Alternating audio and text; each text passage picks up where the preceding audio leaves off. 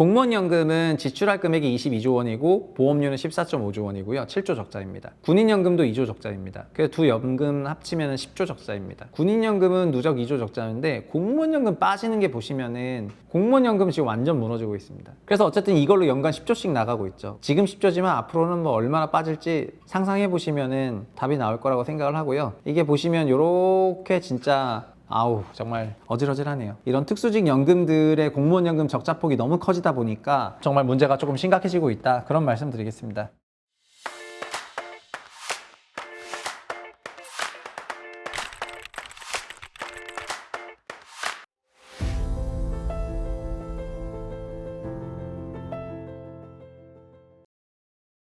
안녕하세요, 최부심입니다.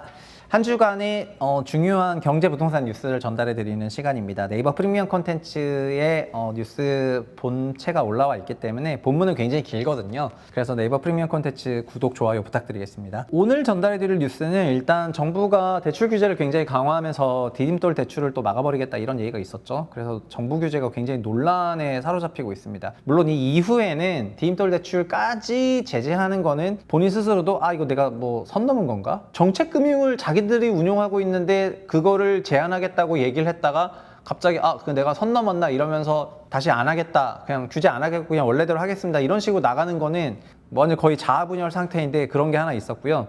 그리고 전세 대출에 대한 규제는 내년에 시행이 될 가능성이 지금은 높아 보이죠. 요즘은 그래서 부동산 시장에 전문가가 저 말고 따로 계십니다. 그 부동산 시장에 이 사람보다 전문가가 없다고 하는데 시장에서 이 사람의 이름을 은대규로 부르고 있는데, 은대규 씨. 은대규가 누구냐면은 은행 대출 규제를 은대규라고 부르고 있거든요. 그래서 이 은대규 씨가 한번 등장하고 나면은 시장이 갑자기 잠잠해지는 거를 보시면서 뭐야, 은행 대출 규제가 짱이네? 이러면서 이제 이분이 가장 시장 전문가가 되고 계십니다.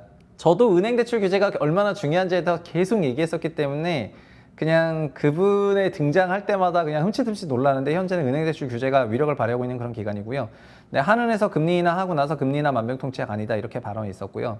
그 다음에 서울 신축 아파트 2평에 이제 1억 됐다, 평당 5천만 원 정도 됐다는 얘기입니다. 그리고 최근에 하자가 많은 건설사를 조사를 했죠. 그래서 이런 건설사 얘기를 했습니다. 사실은 하자 얘기를 하면은 저도 그냥 사회생활 시작은 건설회사에서 시작을 했지만, 어떻게 보면은 그걸 이후에 증권사를 갖고 운영사를 갖고 있기 때문에 지금은 사실 건설인이 아니라고 생각을 하고, 저는 건설 부동산 씬에 종사했지만 건설 부동산 업계, 특히 건설업계에 아주 우호적이지 않은데, 그러다 보니까 건설회사는 우리 채널에 광고를 안 줘요. 많은 사람들이 그 소위 시장의 하락에 뭐 베팅을 하거나 시장이 안 좋다는 얘기를 하면은 조회수가 달달하다, 이런 얘기를 하는데, 그 유튜브 모르는 사람들이 그렇게 얘기를 하는 거고, 유튜브를 통해 가지고 그 수익 사업을 올리는 그 코어는 조회수는 아니거든요.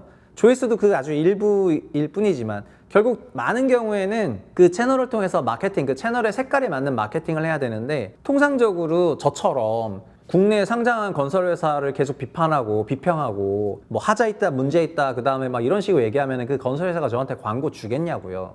저한테 광고 절대 들어오지 않습니다. 그 광고들이 다 그 시장 좋다, 뭐 이 회사가 만든 아파트 좋다, 뭐 이 아파트 너무 좋아서 잘 팔릴 수밖에 없다, 온통 좋은 얘기하는 사람들마다 다 가는데 그 단가가 어마어마합니다. 우리 채널만 하더라도 저한테도 그런 제안이 한번 온 적이 있었어요. 채널이 이제 커져가지고 그 채널이 하나 왔는데 분양가액의 1%를 주는 거였는데, 분양가액 자체가 이제 수십억이었습니다. 그러면 수십억의 분양가액 1%면 그 한 건당 몇 천만 원인데, 몇 천만 원이면은 우리 채널 거의 뭐 반년치 예산이야. 근데 반년치 예산인데 그런 거를 그냥 뭐 제가 당연히 이제 리젝을 했지만은 저한테는 안 옵니다. 보통 가면 다 딴 데 가요. 뭐 그 답사나 탐방이나 이런 것도 저도 현장 답사 오지게 하지만 저한테 잘 안 오거든요. 그래서 그 소위 시장의 그 키 플레이어들을 비평하는 채널들이 먹고 살기 힘들죠. 그러니까 게임 채널이었던 김성의 지식백과 채널에서도 게임 광고 수주를 하신 게 아니라 지금 막 김 같은 거 상품 파셔서, 근데 그게 너무 대박나서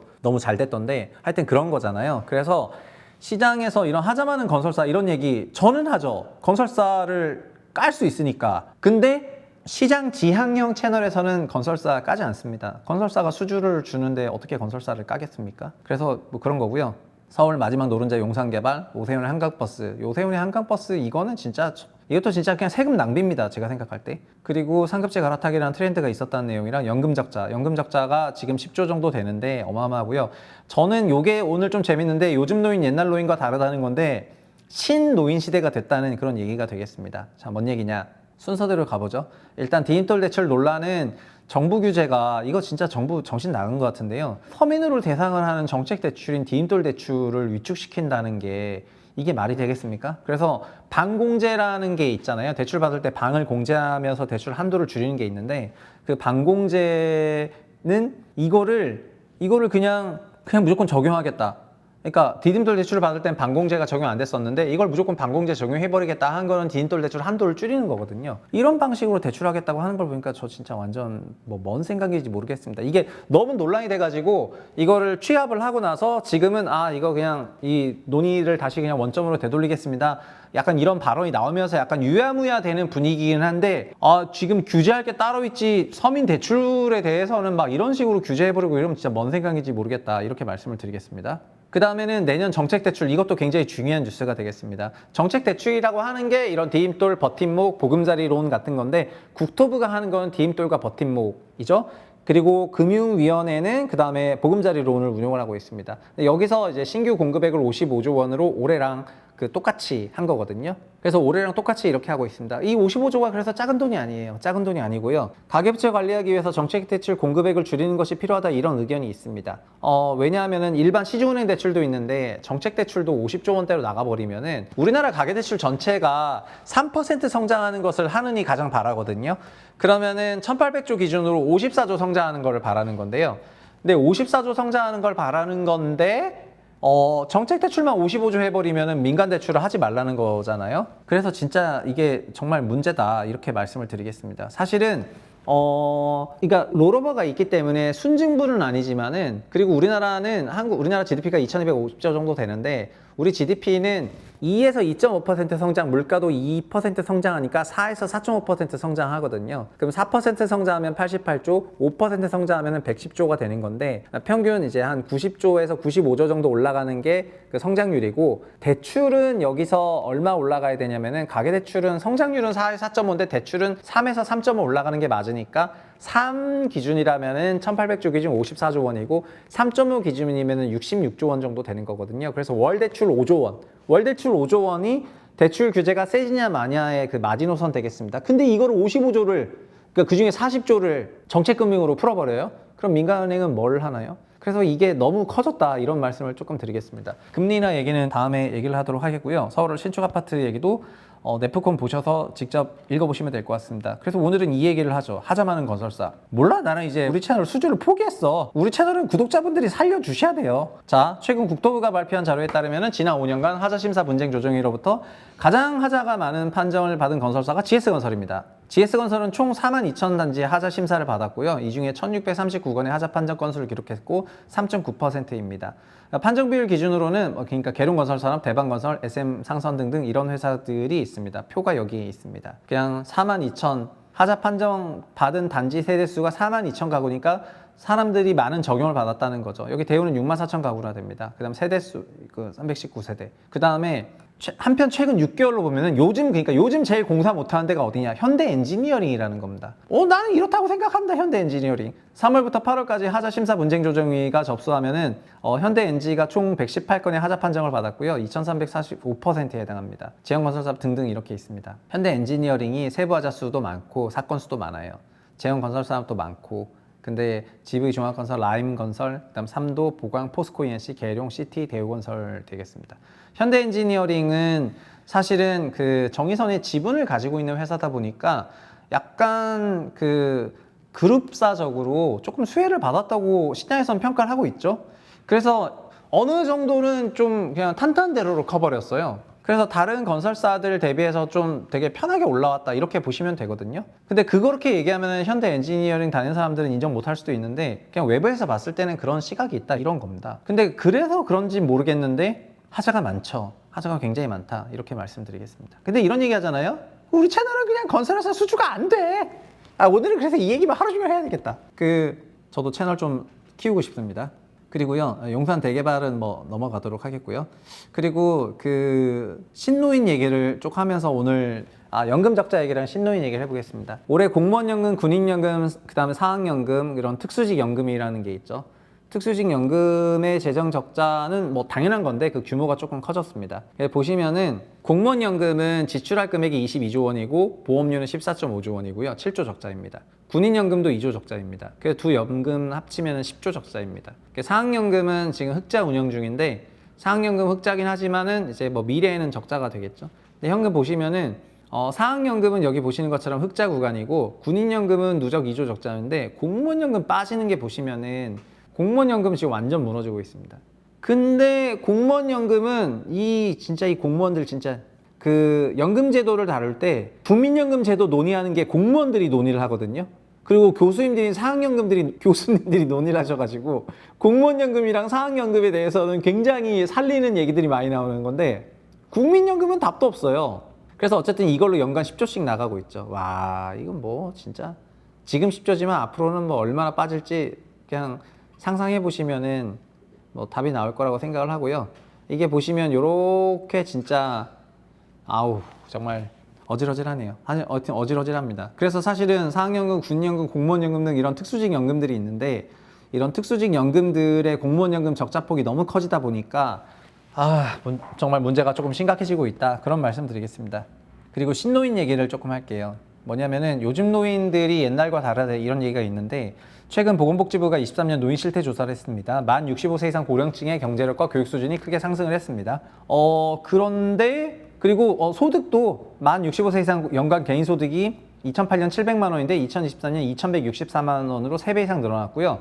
기초연금이랑 기초생활보장 등 이게 늘어났습니다. 아시겠지만 기초연금은 원래 없었다가 MB 때부터 만들기 시작해서 박근혜 때 올려주고 지금 현재 30만 원입니다. 이거를 40만 원으로 늘린다는 게 윤석열 대통령 공약이었고요. 65세 노인 인구가 만약에 맞벌이 2명이 계시면은 기초연금만 60만 원 들어오잖아요. 현재 우리나라 국민연금 평균 수령액이 60만 원입니다.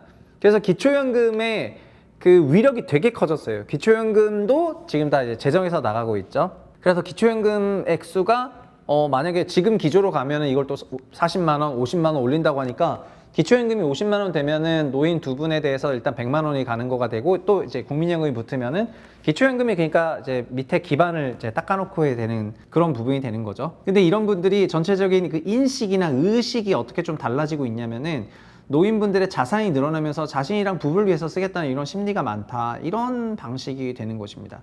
그러니까 과거에는 어떻게 하면 자녀들한테 좀 주냐 약간 이런 생각이 조금 많았다면은 지금은 그냥 자신을 위해서 쓰겠다. 이런 것들이 답변이 꽤 늘어났다는 거가 되는 겁니다.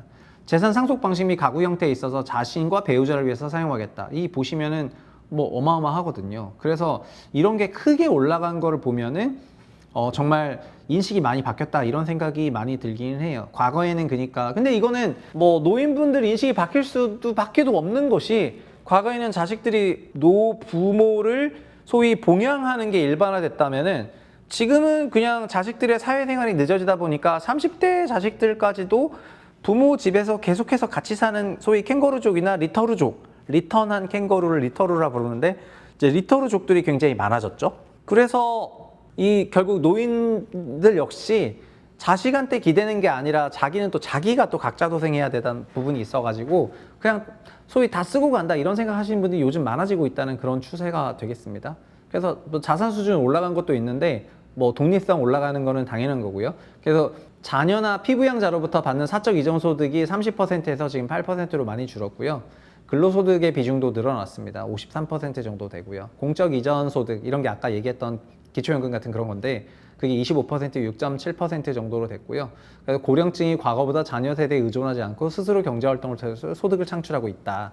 그리고 고령층 IT도 증가를 했습니다. 스마트폰 보유율이 크게 높아졌고 뭐 디지털 환경에 적응하고 있다. 이런 얘기를 할 수가 있는 거죠. 소비나 이런 인식에 대해서도 조금 변했고요. 그래서 장남에게 상속하겠다는 것도 21%에서 6%로 줄었습니다. 그러니까 장남, 장자 중심의 그런 자산 배분 같은 것도 다 퍼졌고 그러니까 시대가 많이 달라지고 있습니다. 전체적으로 이런 인식 변화는 각 세대에 공통적으로 생기는 것 같더라고요. 그래서 이런 거를 잘 담은 보고서가 나왔길래 한번 보시면 굉장히 좋을 것 같다 이렇게 말씀드리겠습니다. 어쨌든 이런저런 뉴스가 많은 한 주였는데 현재 주택시장에는 은행대출 규제라는 은대규 씨가 등장하고 나서 그냥 뭐 여러 가지 갑자기 시장이 이제 좀 냉각되는 부분이 있었는데요. 한국 주택 시장이 뭐 미국 주식 시장이나 코인과 굉장히 또 상관성이 높아지기 시작한 게 20년부터인데 그런 기조를 봤을 때 현재 트럼프가 다시 이렇게 올라오면서 코인 가격이 불을 뿜는 걸 보니까 또 30대의 그 자산 원 중에 하나였던 그냥 암호화폐 시장이 너무 강세로 가게 되면서 이런 부분에 대해서도 조금 모니터링 해야 된다는 그런 생각이 조금 들더라고요. 그래서 대출 규제도 있지만 대출 규제뿐만 아니라 전반적인 거시 자산 시장이 어떻게 되는지 좀 더 지켜보셨으면 좋겠다 이런 말씀 드리겠고요. 그리고 네프콘에는 제가 꾸준히 컬럼을 쓰고 있기 때문에 네프콘 컬럼을 통해 가지고 유튜브에서 다 하지 못했던 그 긴 글들을 여기서도 쓰고 여러 의견들을 드리고 있으니까 네이버 프리미엄 컨텐츠 많이 사랑해 주시면 감사하겠습니다. 여기까지 하겠습니다. 감사합니다.